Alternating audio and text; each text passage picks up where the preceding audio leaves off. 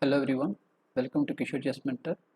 In this section, we are going to see tactical pawn breaks specific to endgames. So, as players, we might have experienced this. We used to calculate a variation, and then we think that okay, it is perfectly working fine, and we used to calculate like opponent's idea, opponent's variations as well, and somehow like our opponent plays a move which we haven't seen, so it completely shatters the position altogether.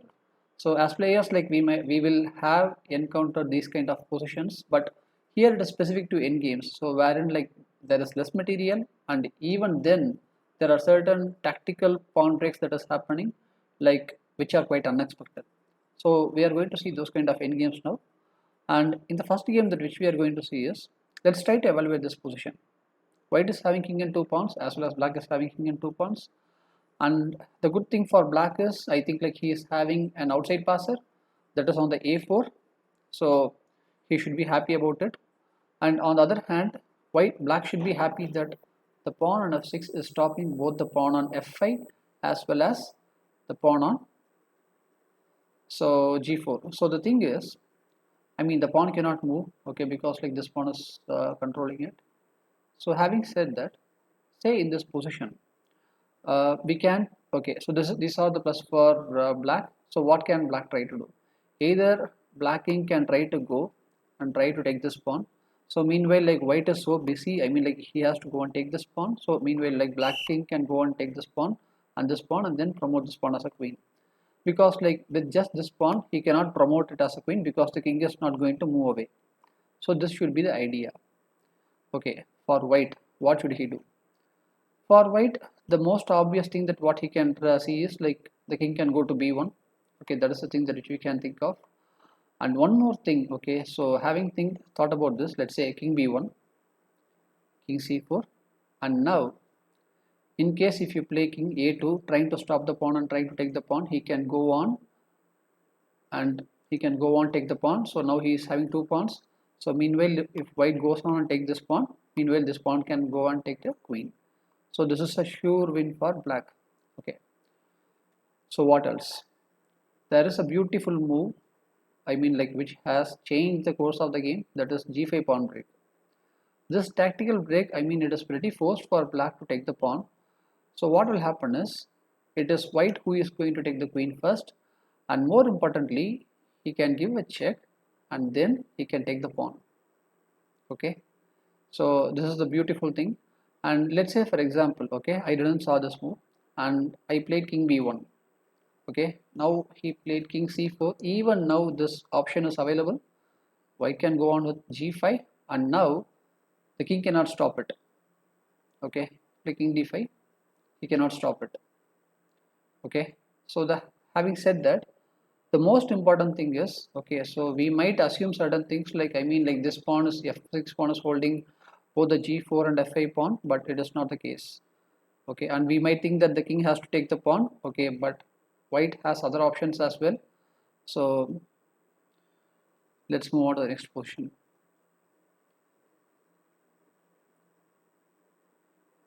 Okay, this is position number 2. In this particular position, you see, okay, so let's try to evaluate this position. White is having an extra pawn, so which means that he can convert it as a win.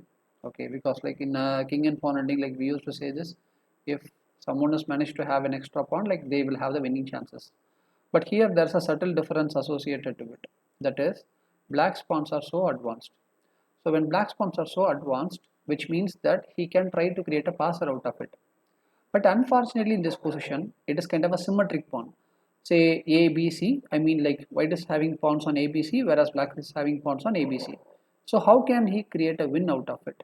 Okay, say for example, in this position, white might think that, okay, let me bring my king over to C4, and I mean like I can try to travel this way, okay, so that like I can go and take these three pawns. Okay, so I should be happy about it. Okay, probably like I can exchange a couple of pawns, but I will take this pawn. So white thought that that might lead to a victory. But on the other hand, I mean like there is that there is a tactical pawn break that which black can do if it was his turn, but unfortunately it's white's turn. So let us see. Okay, so in this particular position, in case if he goes on to take the king, so that like he can take a pawn, what he can do is he can try with, okay, he if he plays king g7, king here, and now king g8, and now king here, so he should be taking the pawn. Okay, so I mean like white will win for sure, because like the king is so close to the pawn, so that like he can win a pawn, and then like he can convert it to a win. Okay, so then what else? King g5, king g7, king f5.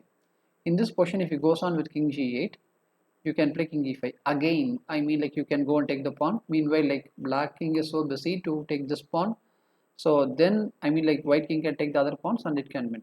Okay, so then what else can we do? For king g5, there is a beautiful move, that is b3.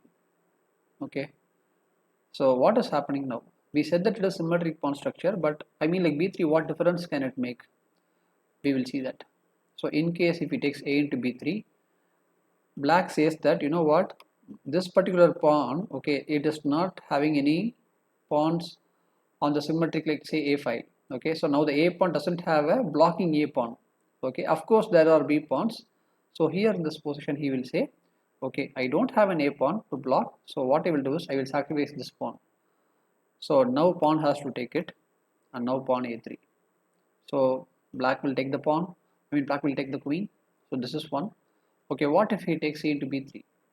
So here now the c pawn doesn't have a blocker on the c5. So what he says is, let me sacrifice the a pawn, and then you take it, and then you move the pawn. Okay, so now this is again a queen.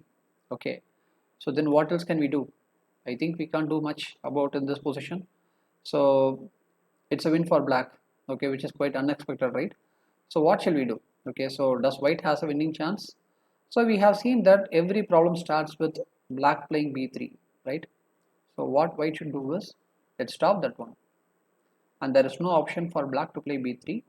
In this position, he will take a into b3. In case if he takes a into b3, we need to understand, okay, I need to have the symmetric pawn structure, otherwise like he can move the pawn. Let's say if I'm going to take c into b3, it is not a symmetric pawn structure. White is having a and b pawns, whereas black is having b and c pawns. So the pawn can promote as a queen. Okay, so what we need to do is, if he is going to take it a into b3, we need to take it back with a into b3, so that like we have a symmetric pawns. So b is being blocked by the b pawn, and c is being blocked by the c pawn. As simple as that.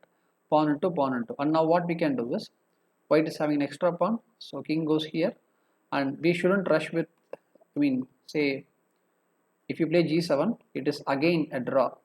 Okay, king moves, king moves, king moves, king moves. Black has taken the opposition.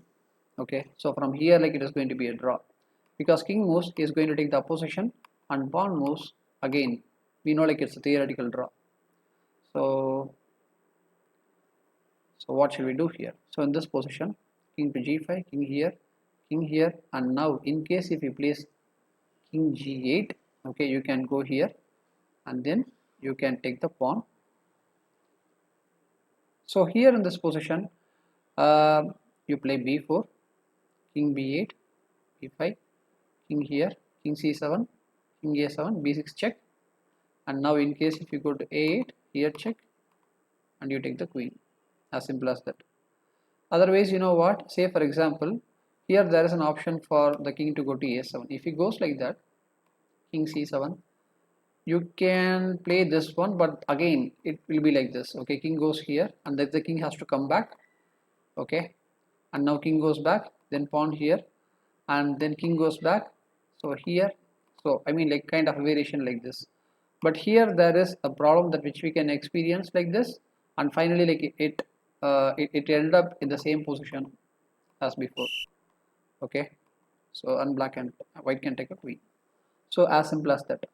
So having said that, in this position, okay, instead of king g8, what if he goes to king f8? Can we go and take this pawn, and then like I will bring the king here or here, so that like I can promote it as a queen? There is a small difference. Okay, so we need to re-evaluate the position, and here white has taken the position, so he is winning immediately. Okay, So we need to change the approaches based upon the position of the pieces. Okay, king g8 requires a separate approach, king f8 requires a separate approach. Okay, so we have seen a couple of games related to tactical pawn breaks, which is quite important. And the most important thing is like these are kind of surprising moves. Okay, so we shouldn't hesitate to see these kind of moves, because like we need to have that awareness at the back of our head that I mean like, so I am having an extra pawn. There's a pawn majority. I can promote it as a queen. Okay, I hope you have enjoyed the video. See you in the next video.